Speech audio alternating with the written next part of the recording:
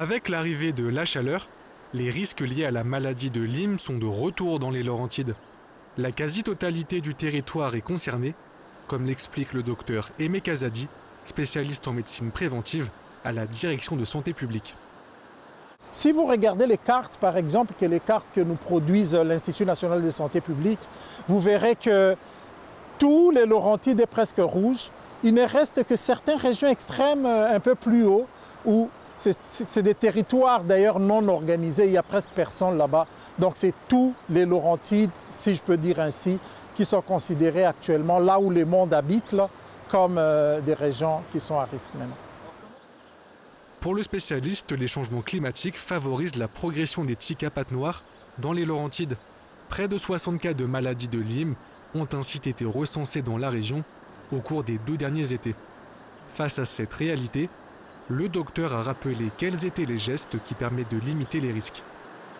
La prévention va consister premièrement, lorsqu'on marche dans du boisé, que ça éviter tout ce qui est herbe haute. Herbe haute, éviter cela. Et lorsqu'on est à la maison, là où on a de la verdure derrière, éviter que ce soit des herbes qui passent. Deuxièmement, utiliser les répulsifs, les chasse-moustiques, lorsqu'on sort. Bien s'habiller, habits clairs, manches longues, chapeau. Parce que c'est clair, pourquoi? Parce qu'on peut bien voir la tique lorsque c'est des habits clairs. Et quatrièmement, surtout ne pas oublier de se faire examiner lorsqu'on rentre.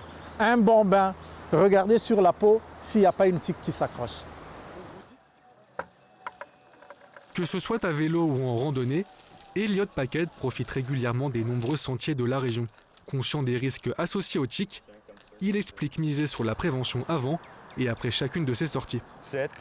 Ça peut être aussi de transporter, soit avec nous, dans la voiture, des pinces pour les tiques. Fait que c'est des pinces qui se vendent à l'épicerie, c'est spécifiquement pour cette utilisation-là. Donc si évidemment on n'a pas ça, on essaie de régler ça le plus rapidement possible. On peut se diriger en pharmacie, on peut se diriger dans les hôpitaux aussi. Donc c'est juste de cerner le problème le plus rapidement possible.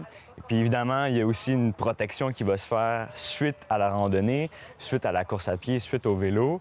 Ça va être de vérifier au niveau des jambes, du cou, finalement, de toutes les parties qui ont été exposées, s'il n'y aurait pas eu une tique. Lorsqu'on n'a rien, tant mieux.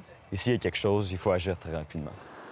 La direction de santé publique poursuit la surveillance des tiques dans les Laurentides et analyse celles rapportées par les citoyens afin de suivre l'évolution de la maladie dans la région.